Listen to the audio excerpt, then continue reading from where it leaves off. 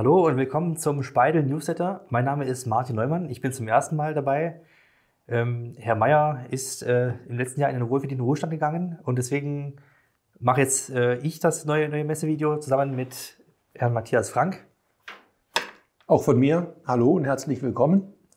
Freut mich, dass ich hier wieder dabei sein darf. Früher beim Ingo Meier, der das gemacht hat, war ich der Assistent und wir werden das eher gleichberechtigt hier machen, oder?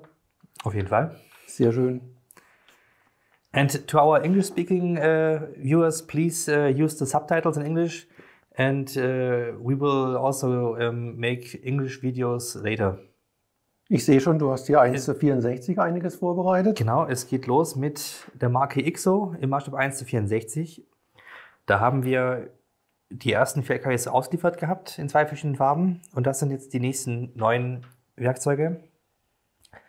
Da haben wir einmal den Peterbilt 359, den International Lone Star, den Ford CLC 9000 und den Mac 52B. Sind alle bereits bekannt im Maßstab 1:43. Darf ich auch gern nochmal auf ein Video hinweisen. Vor 2-3 Wochen haben wir da ein extra Video über die Fahrzeuge gemacht, wo ich auch ein bisschen was über den Hintergrund der Geschichte der Marken erzählt habe. Da kann man auch nachlesen, dass VW nicht der Erfinder des Dieselskandals war, sondern International Lone Star bereits 2010 einiges getrickst hat. Und bin ich dir ins Wort gefallen, sorry. Kein Problem. Gut. Das sind die hier. Weiter geht es mit dem Maßstab 1:43. Da gibt es auch sehr viele Neuheiten. Fangen wir an mit den Amerikanern. Ford Mustang 2 Cobra, Chevrolet Nova SS, den Superbird Dodge Charger oder Daytona Dodge Charger Daytona oder den Plymouth Satellite.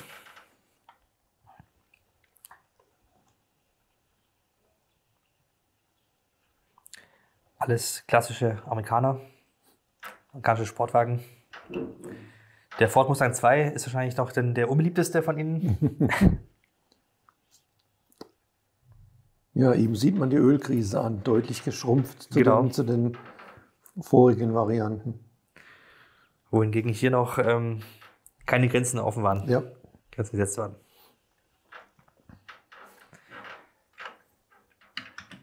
Dann geht es aber noch weiter mit Amerikanern. Pontiac Firebird, die 2. Generation. Hier ein Plymouth Barracuda. Oder Chevrolet Camaro Yenko, ein Kraftpaket. Tut sich hier noch was in Form Varianten? Ja, durchaus. Also das ist ja schon unsere zweite Farbe. Den hatten wir davor in Schwarz gehabt mit Gold. Aber hier jetzt erstmal eine weitere Variante in Weiß.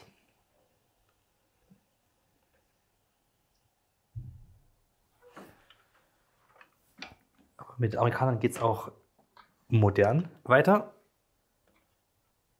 Hier einen schicken Dodge Charger. Oder auch ganz neue Form, Ford Mustang GTD.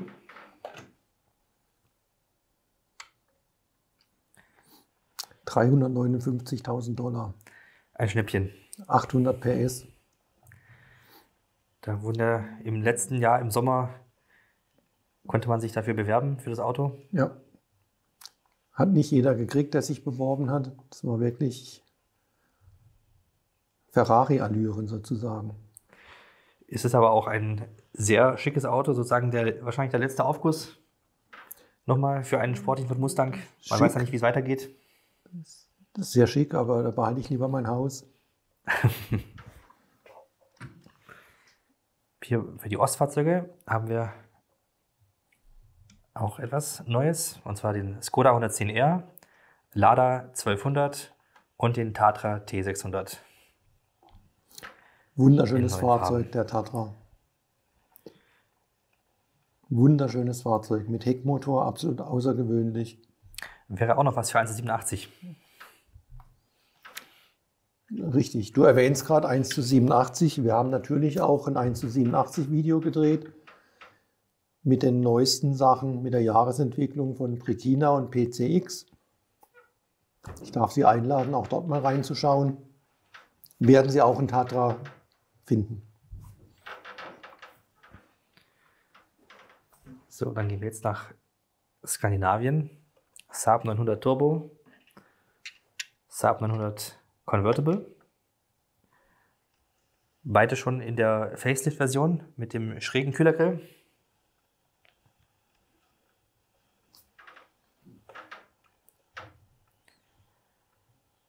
Und die typischen speziellen Felgen dazu. Genau, die aerodynamischen Felgen dürfen nicht fehlen. Ja. Dann haben wir den kleinen DAF von 50 und auch wieder reaktiviert der Wartburg 353 Tourist. Sehr schön, der darf mit dem Marathonstreifen rechts und links. Das Sondermodell Marathon. Ja, mit den sportlich anmutenden Felgen. Da stehen auf der Heckscheibe. DAF 55 mit 1100 Kubik. Ja, man muss ja auch stolz sein auf das, was man fährt. Ja, ja, klar.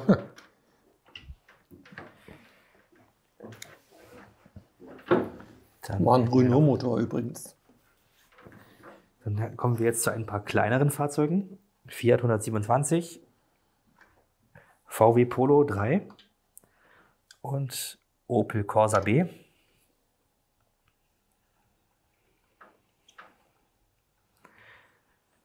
Alles typische Kleinwagenvertreter ihrer Zeit. Vor allem der Corsa und Polo sind sogar immer noch im Straßenverkehr anzutreffen. Auch in typischen Farben für ihre Epoche jeweils. Frühe 70er Jahre. Hier Jahrtausendwechsel. Gut, ja, die sind beide ungefähr, ja. Anfang bis Ende 90er. Ja. So, dann kommen wir zu 70er Jahre Klassikern. Mercedes 423 oder auch ein schicker Ford Taunus TC1. Hier jetzt zum ersten Mal mit sportlichen Felgen.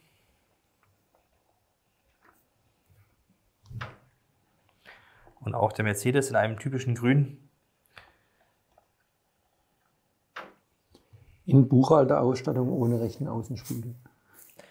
Ja, ist ja auch nur... ist sogar ein 240D, okay, kein 200er. Aber trotzdem, irgendwo muss dann gespart werden. Ja.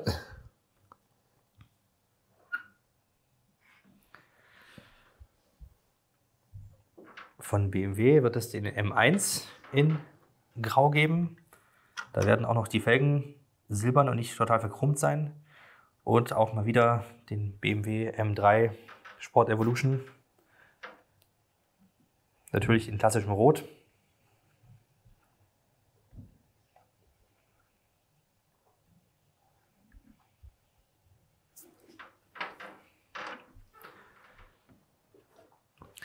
So, VW kommt auch mal wieder ein VW T6 in einer neuen Farbvariante und einige Generationen davor der T2 als Doka.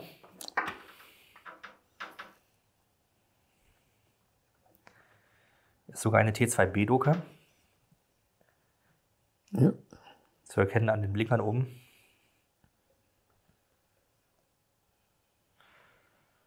Hier sieht man auch schön, wie mit den Jahren die Maße gewachsen sind. Mhm. Ja. Dann hatten wir noch zwei weitere zivile, den Jaguar XJ8 und ein VW darf auch noch nicht fehlen, der VW Golf 1 als Cabriolet, hier in einer komplett weißen Version.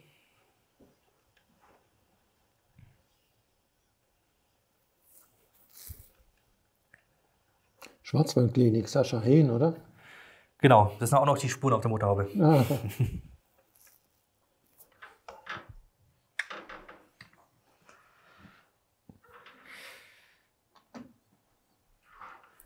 Dann machen wir weiter mit Rallye und Rennsport.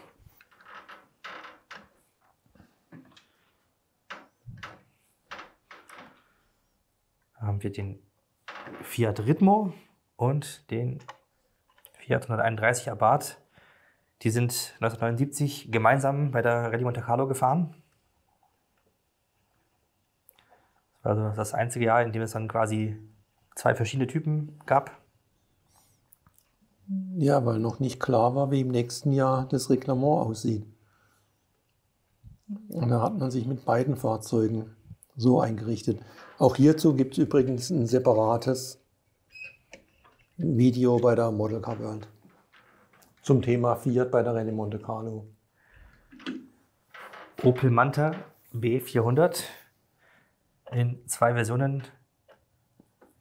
In der Reg Rally 1984 und Manx Rally 85. Ja. Sehr schön, du sagst auch Reg Rally. Im Brikina-Video ist es kritisiert worden, dass wir sagen, dass wir Reg Rally sagen. Aber ich war damals in England gewesen und in England sprach man von der Reg Rally. Ist normal nicht logisch. Ich meine, in Deutschland gibt es die ADAC Hunsrück Rallye. Kein Mensch wird sagen ADAC oder ADAC Hunsrück Rallye. Das stimmt, ja. Aber wie gesagt, in England sagte man das so und daher habe ich das. Dann geht es auch weiter mit Moderna Rallye. Hier haben wir den Toyota GR Yaris Rallye 1 aus der Rallye Finnland in verschiedenen Farben, verschiedene Liveries.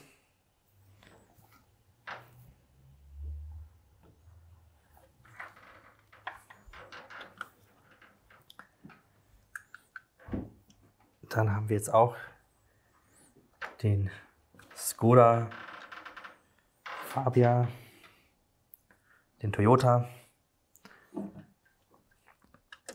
den Ford Puma Rallye 1 und den Hyundai, alle als Safari Rallye Kenia zu erkennen an den Rüsseln.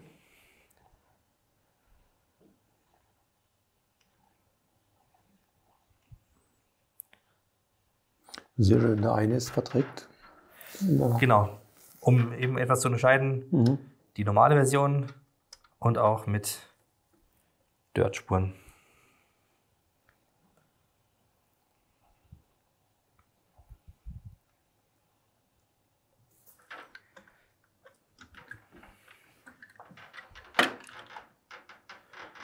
Auch ein besonderes Livery haben wir den Ford Puma Rallye Polen.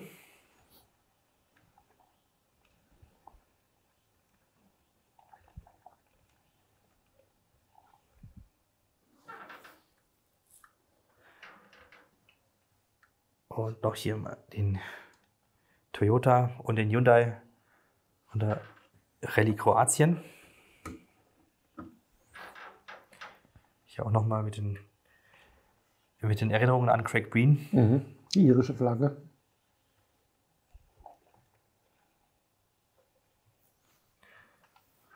Und zu guter Letzt noch ein Citroën C3 Rallye de Wallonie. Das Interessante bei diesem Fahrzeug ist, wer da auch mit als Sponsor drauf ist. Oh, Marke IXO, das ist ja super. Steht das Fahrzeug auf der Messe? Das Fahrzeug Spielwarenmesse nicht? Nein. Okay. Er hat auch nur den 6. Platz erreicht bei der Rallye Wallonie. Aber es ist auf jeden Fall eine interessante Farbgebung. Ja. Und ein Grund, stolz zu sein. Natürlich. Dann kommen wir jetzt zu den LKWs. Wir fangen an mit dem M1 F7 als Autotransporter. Jetzt in einer frischen neuen Farbe. Hier passen also bis zu 8 Autos drauf.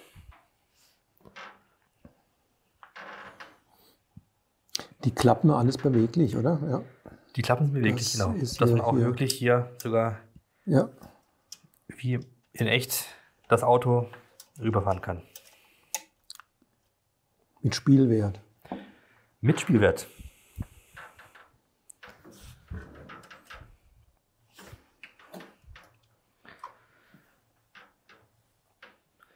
Dann haben wir hier den International Trendstar COE, eine neue Form.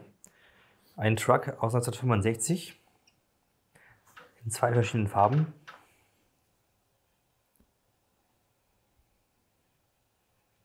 Ich gucke ganz fasziniert, ob wir den für Brikina vielleicht klauen. Gerne.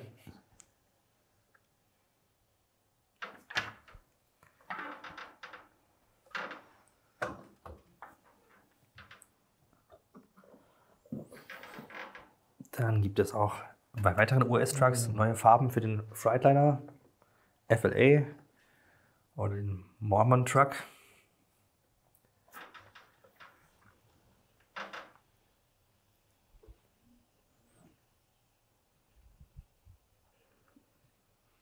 Hier zu erkennen an dem Windabweiser.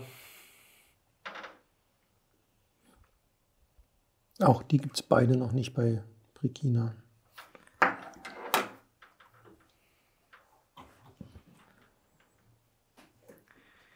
Zum ersten Mal dabei als XO ist jetzt dann der Volvo VLN 730. Also ein Volvo, aber als amerikanischer LKW. Und der Ford CL 9000.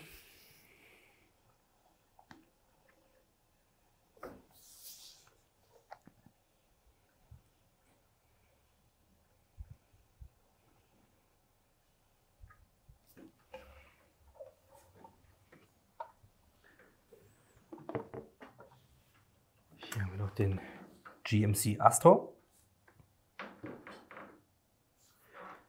Mac R Series. Neue Farben oder komplett neue Farben? Neue Farben. Und der International Trendstar 4300.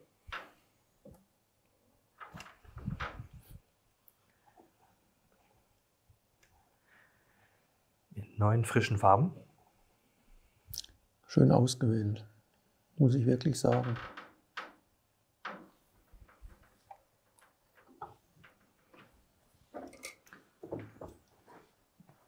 Bei den modernen LKWs wie dem Freightliner Coronado oder Cascadia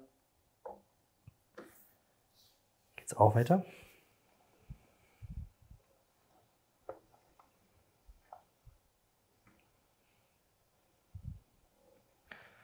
Und gerade hier denkt man gar nicht, dass der aus dem Jahr 2012 ist, ein relativ aktueller, obwohl er optisch natürlich sehr an die klassischen LKWs angelehnt ist. Ja, aber aerodynamisch ist schon ein bisschen was gemacht. Die Scheinwerfer sind integriert, die Dächer sind abgerundet, die Kanten.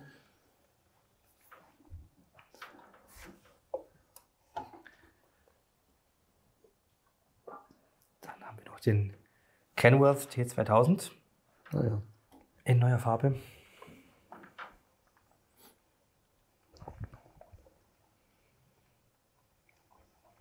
Erkennbar an den runden Scheinwerfern vorne.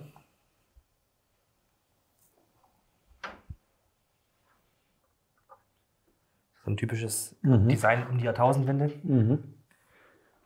Und hier ist wieder noch eine halbe Besonderheit, der Freightliner FLC 120, jetzt auch mit Sleeper. Ah ja.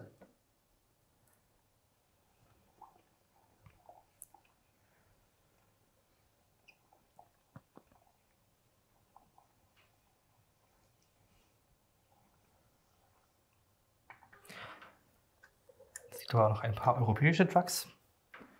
Und zwar neue Farben für den beliebten Renault Magnum, den Scania 141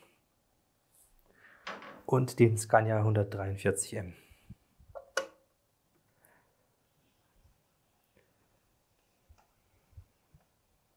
Dann in 1:18 gibt es ein neues Tuning von XO, den Toyota Celica. Sowohl als zivile Tuning-Version wie auch die Rag Rally 1977 wird in 3 verschiedenen Versionen kommen. Und auch eine schicke Tuning-Version in Rot. Hanno Mikkola fuhr den.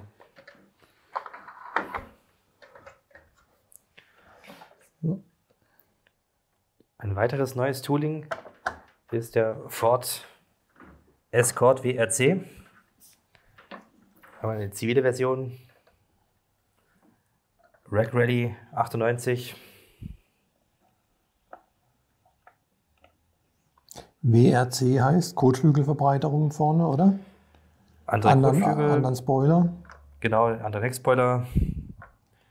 Ringsrum natürlich andere Aerodynamik gegenüber dem vorherigen Escort Cosworth. Das war dann schon die letzte Ausbaustufe vor dem Focus. Mhm. Und der kommt natürlich auch in einer Martini-Version. Rallye Sanremo. Sanremo Rallye, genau.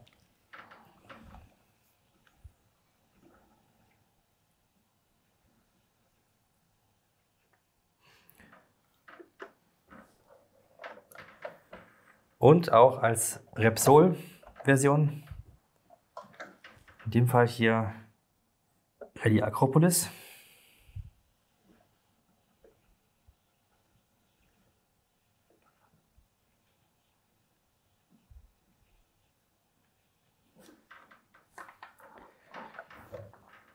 Bei den modernen Rallyes haben wir wie in 1:43 auch den Toyota GR Yaris Rallye 1 in 3 verschiedenen Versionen Rallye Finnland.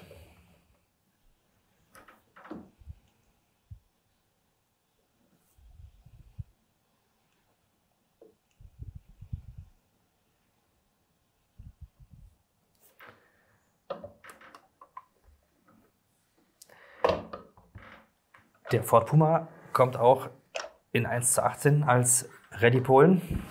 Sehr ungewöhnliche Farbgebung.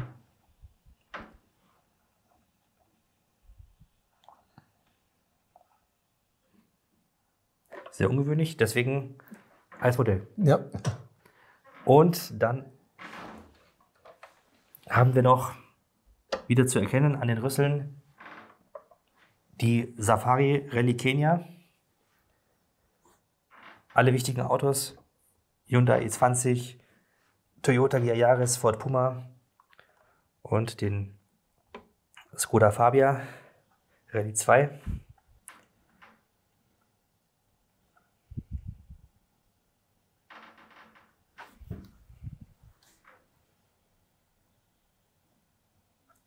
Mit den Anbauteilen für die Safari Rallye.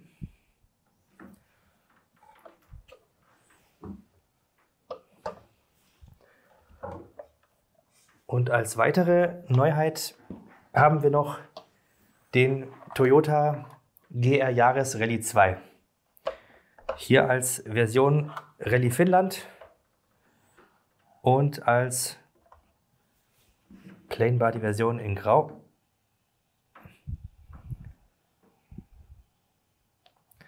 Ein weiteres neues Tooling in 1:18 ist der Ford Gran Torino Sport. Mit den klassischen Rustyfelgen und auch eine Sportversion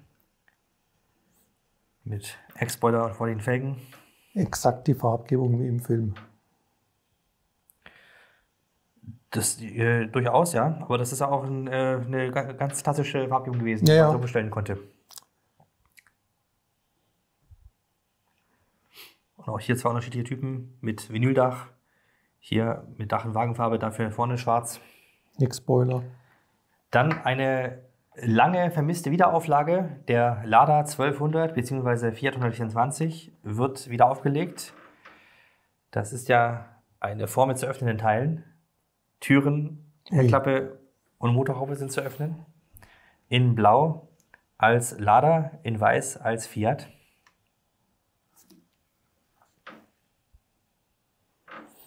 Und sogar vorbildgerecht verschiedene Türgriffe.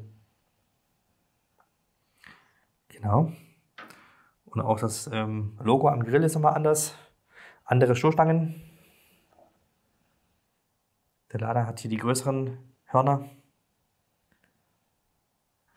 Super.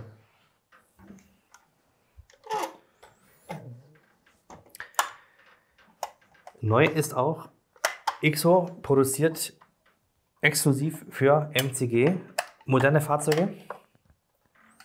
Hier den Fiat 500e Abarth.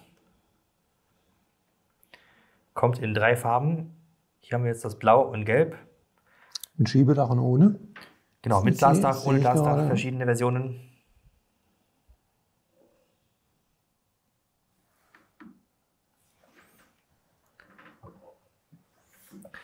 Eine weitere moderne Formeinheit ist dann der Ford Mustang GTD in 1:18.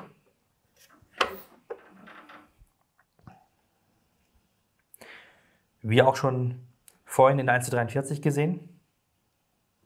Auch hierzu gibt es ein separates Videoclip bei YouTube, bei der modelcarworld.de, was sich nur mit diesem Mustang beschäftigt. Dann kommen wir jetzt weiter zu MCG. Eine ganz frische Formeinheit ist der Opel Corsa A als SR und auch als Sprint. Die Stoßstange vorne wird auch noch in Wagenfarbe sein. Das ist im Moment jedoch bei dem Muster nicht. Dadurch haben wir dann auch 2 verschiedene Stoßstangen, das Standardfahrzeug und die SR-Frontlippe.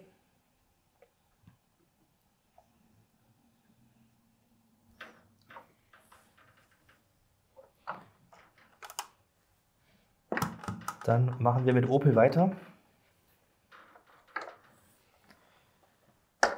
Der Ascona C, hier mit der Berliner Ausführung, die sportliche SR-Version und der Standard Ascona.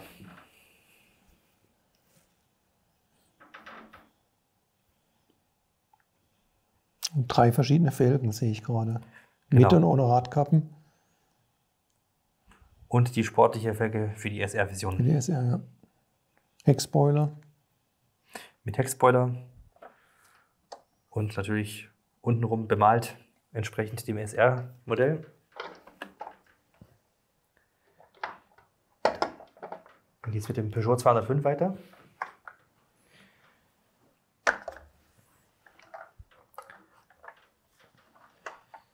Als Fünftürer das Sondermodell Lacoste oder auch ein klassischer GR in Rot. Kommt auch noch in hellblau. Und hier geben wir einen kleinen Ausblick auf die Zukunft. Wir haben auch schon noch eine andere Stoßstange, andere Felgen. Es werden also noch weitere Varianten folgen. Schön auch die passenden Sitzmuster dazu. Die Stoffe stimmen 100%ig. Ja, mit Innenraumteppich in grün.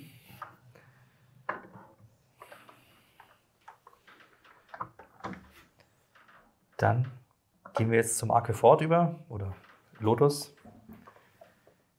Der Cortina Lotus kommt bei uns als Rennversion und natürlich auch als Straßenversion.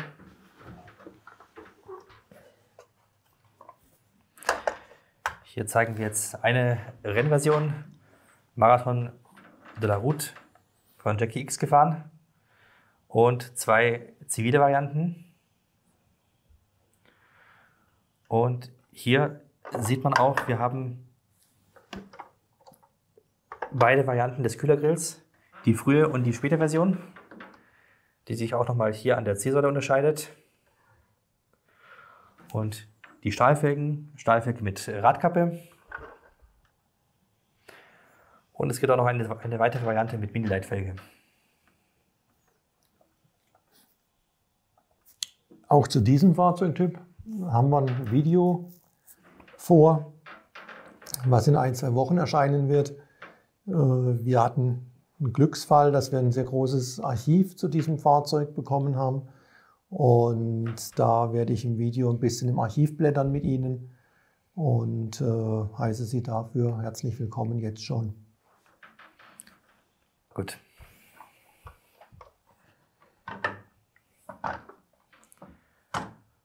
Und noch eine weitere Formeinheit, die schon unterwegs ist. Das ist der Ford Escort Mark II RS 2000 X-Pack mit den verbreiterten Kotflügeln.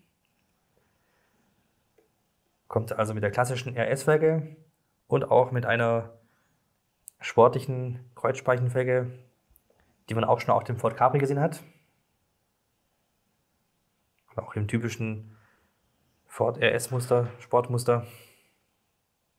Eine weitere Besonderheit, die schon bald ausgeliefert wird, ist der VW Scirocco 1 als Rieger GTO Breitbaubausatz. Im typischen Design in Rot mit schöner Kreuzspeichenfelge oder auch mit einer weiteren unterschiedlichen Felge. Ja, das ist eine schöne 5-Stern. Schwarz getönte Scheiben. Der gelbe wird auch noch schwarze Rücklichter haben. Wir haben zwei verschiedene Grilleinsätze mit runden und eckigen Lichtern. Und zusätzlich wird auch noch eine dritte Variante kommen mit einem Airbrush-Motiv auf der Motorhaube. Oh.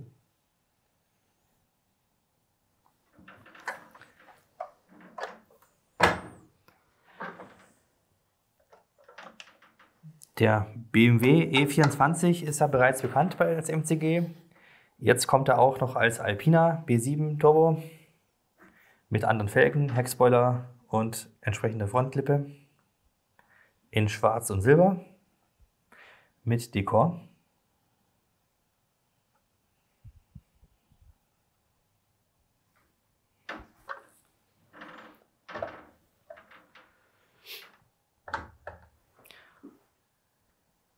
Und der Volvo 142 kommt auch als Rennsportmodell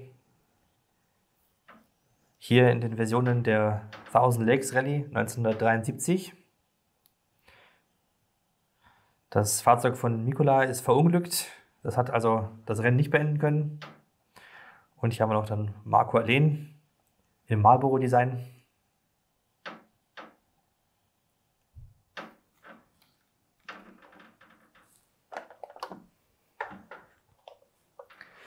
Bei den amerikanischen Autos gibt es auch neue Farben.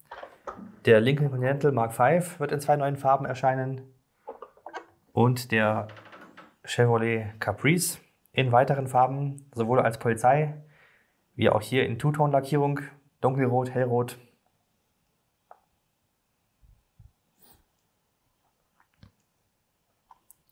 Als Modell fantastisch, aber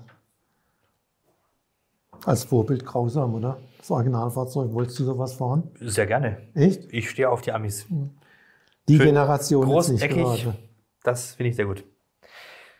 Dann gibt es auch noch Prototypen. Und zwar wird kommen der Audi 80 B2 Typ 81 als normale Version mit den Stahlfelgen, wird aber auch mit Heckspoiler, entsprechender Frontlippe und den typischen Alufelgen kommen, dass wir auch eine sportliche Version machen können.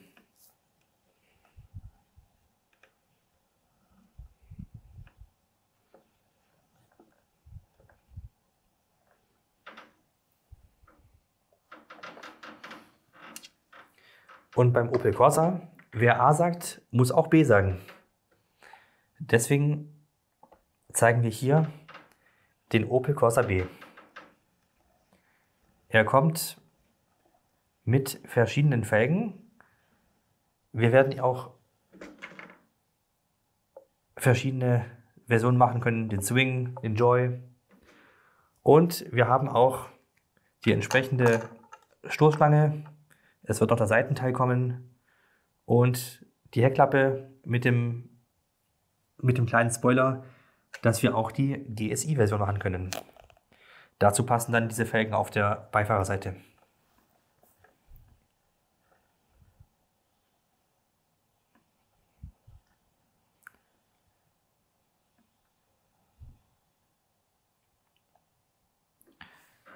Das ist der Prototyp, den wir hier haben.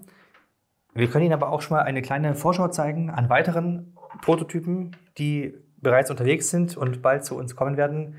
Darunter sind der Chevrolet Caprice Estate Wagon von 1985. Dann haben wir noch den VW Polo 2 als Coupé oder auch den Ford Orion 1986. Den ersten Fronttriebler. Genau. Das war's.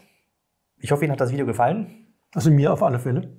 Sehr gut. Ich bin mit 1:18, 1:43 nicht so vertraut, aber ich bin schwer beeindruckt, muss ich sagen.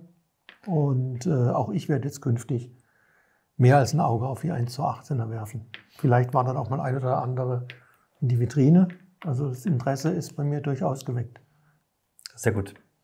Wir sind auch auf der Spielwarenmesse vertreten. Da würden wir uns freuen, wenn wir Sie wiedersehen werden. Halle 7, Stand C25 zusammen mit XO.